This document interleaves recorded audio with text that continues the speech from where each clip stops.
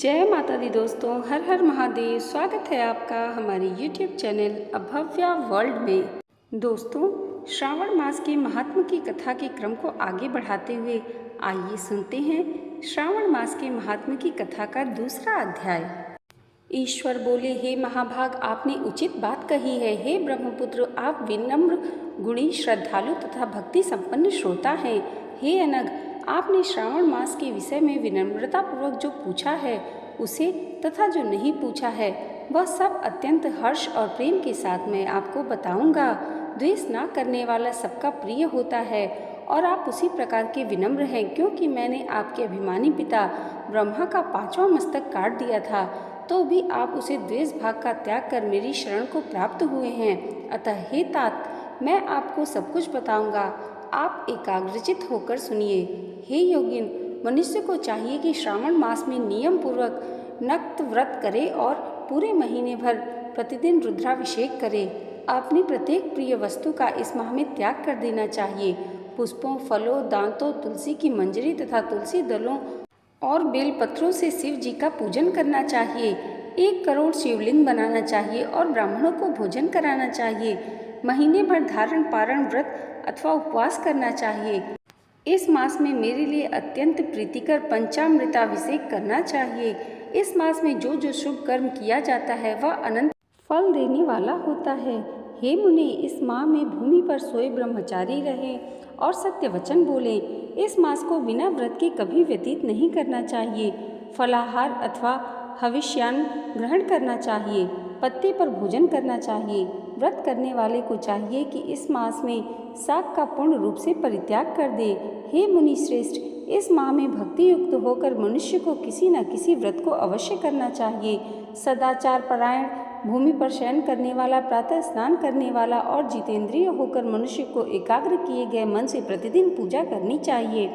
इस माह में किया गया सदाचरण निश्चित रूप से मंत्रों की सिद्धि करने वाला होता है। इस मास में शिव के षडाक्षर मंत्र का अथवा गायत्री मंत्र का जप करना चाहिए और शिव जी की प्रदक्षिणा, नमस्कार तथा वेद पारायण करना चाहिए। पुरुष सूक्त का पाठ अधिक फल देने वाला होता है। इस मास में किया गया ग्रह यज्ञ, कोटि होम, लक्ष्य होम तथा अयुत होम शीघ्र ही फलीभूत होता है और अभिष्ट फल प्रदान करता है। जो मनुष्य इस मास में एक भी दिन व्रतहीन व्यतीत करता है वह महाप्रलय पर्यंत घोर नरक में वास करता है। यह मास मुझे जितना प्रिय है उतना कोई मास प्रिय नहीं है। यह मास सकाम व्यक्ति को अभिष्ट फल देने वाला तथा निष्काम व्यक्ति को मोक्ष प्रदान करने वाला है। हे सत्तम, इस मास के जो व्रत तथा धर्म हैं उन्हें मुझसे सुनो। रविवार को सूर्य व्रत तथा सोमवार को मेरी पूजा व नक्त भोजन करना चाहिए। श्रावण मास के पहले सोमवार से आरंभ करके 3.5 महीने का रोटक नामक व्रत किया जाता है। यह व्रत सभी वांछित फल देने वाला होता है। मंगलवार को मंगला गौरी का व्रत, बुधवार व बृहस्पतिवार के दिन इन दोनों वारों का व्रत, शुक्रवार को जीवित का व्रत तथा शनिवार को हनुमान तथा नरसिंह का व्रत करना चाहिए। हे मुने, अब तिथियों में किए जाने वाले व्रतों का श्रवण करें। श्रावण के शुक्ल पक्ष की द्वितीया तिथि को औदुंबर नामक व्रत होता है। श्रावण के शुक्ल पक्ष की तृतीया तिथि को गौरी व्रत होता है। इसी प्रकार शुक्ल पक्ष की चतुर्थी तिथि को दुर्वा गणपति नामक व्रत किया जाता है। हे मुनि, उसी चतुर्थी का दूसरा नाम विनायक चतुर्थी व्रत भी है। शुक्ल पक्ष में पंचमी तिथि नागों के पूजन के लिए प्रशस्त होती है। षष्ठी तिथि को शुपोदन व्रत और सप्तमी तिथि को शीतला व्रत होता है। अष्टमी अथवा चतुर्दशी तिथि को देवी का पवित्रारोपण व्रत किया जाता है। इस माह के शुक्ल पक्ष तथा कृष्ण पक्ष के दोनों नौमी तिथियों को नक्त व्रत करना बताया गया है। शुक्ल पक्ष की 10वीं तिथि को आशा नामक व्रत होता है।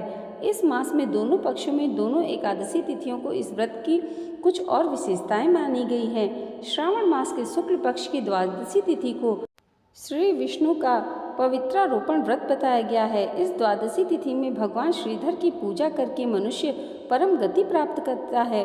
उत्सर्जन, उपाकर्म, सभादीप, सभा में उपाकर्म, इसके बाद रक्षाबंधन, पुनः श्रवणाकर्म, सर्पबलि और हैग्रीव का अवतार, ये 7 कर्म पूर्णमासी तिथि को करने हेतु बताए गए हैं। श्रावण मास के कृष्ण पक्ष में चतुर्दशी तिथि को संकष्टी चतुर्थी व्रत कहा गया है और श्रावण मास के कृष्ण पक्ष की पंचमी तिथि के दिन मानव कल्पादि नामक व्रत को जानना चाहिए। कृष्ण पक्ष की अष्टमी तिथि को श्री कृष्ण का पूर्णावतार हुआ, इस दिन उनका अवतार हुआ, अतः महान उत्सव के साथ इस दिन व्रत करना चाहिए। हे मुनि श्रेष्ठ, इस अष्टमी को मनवादि तिथि जानना चाहिए। श्रावण मास की अमावस्या तिथि को पिठोरा व्रत कहा जाता है। इस तिथि में कुशों का ग्रहण और वृषभों का पूजन किया जाता है। इस मास में शुक्ल पक्ष की प्रतिपदा तिथि से लेकर सब तिथियों के पृथक पृथक देवता हैं। प्रतिपदा तिथि के देवता अग्नि, द्वितीय तिथि के देवता ब्रह्मा, तृतीय तिथि की गौरी और चतुर्थी के देवता गणपति हैं। पंचमी के देवता नाग हैं और षष्ठी तिथि के देवता कार्तिकेय हैं। सप्तमी के देवता सूर्य और अष्टमी के देवता शिव हैं। नवमी की देवी दुर्गा, दशमी के देवता यम और एकादशी तिथि के देवता विश्वदेव कहे गए हैं। द्वादशी के विष्णु तथा त्रयोदशी के देवता कामदेव हैं। चतुर्दशी के देवता शिव जी, पूर्णिमा के देवता चंद्रमा और अमावस्या के देवता पितर हैं। ये सब तिथियों के देवता कहे गए हैं। जिस देवता की जो तिथि है उसी देवता की उस दिन पूजा की जाती है। प्रायः इसी मास में अगस्त्य का उदय होता है। हे मुनि, मैं उस काल को बता रहा हूँ, आप एकाग्रचित होकर सुनिए। सूर्य के सिंह राशि में प्रवेश करने के दिन से जब 12 अंश 40 घड़ी व्यतीत हो जाती है तब अगस्त्य का उदय होता है। इसके 7 दिन पूर्व से अगस्त्य को अर्घ्य प्रदान करना चाहिए। 12 मासों में सूर्य पृथक पृथक नामों से जाने जाते हैं। उनमें से श्रावण मास में सूर्य गभस्ती नाम वाला होकर तपता है। इस मास में मनुष्य को भक्ति संपन्न होकर सूर्य की पूजा करनी चाहिए। हे सत्तम, 4 मासों में जो वस्तुएं वर्जित हैं उन्हें सुनिए। श्रावण मास में शाक तथा भाद्रपद मास में दही का त्याग कर देना चाहिए। इसी प्रकार आश्विन मास में दूध तथा कार्तिक मास में दाल का परित्याग कर देना चाहिए। यदि इन मासों में इन वस्तुओं का त्याग नहीं कर सकते तो केवल श्रावण मास में ही उक्त वस्तुओं का त्याग करने से मानव उसी फल को प्राप्त कर लेता है। हे मानद, यह बात मैंने आपसे संक्षेप में कही है। हे मुनि श्रेष्ठ, इस मास के व्रतों और धर्मों के विस्तार को सैकड़ों वर्षों में भी कोई नहीं कह सकता। मेरी अथवा विष्णु की प्रसन्नता के लिए संपूर्ण व्रत से व्रत करना चाहिए। परमार्थ की दृष्टि से हम दोनों में भेद नहीं है। जो लोग भेद करते हैं वे नरकगामी होते हैं। अतः हे सनत कुमार, आप श्रावण मास के धर्म का आचरण कीजिए। इस प्रकार ईश्वर सनत कुमार संवाद के अंतर्गत श्रावण मास की कथा का दूसरा अध्याय पूर्ण हुआ।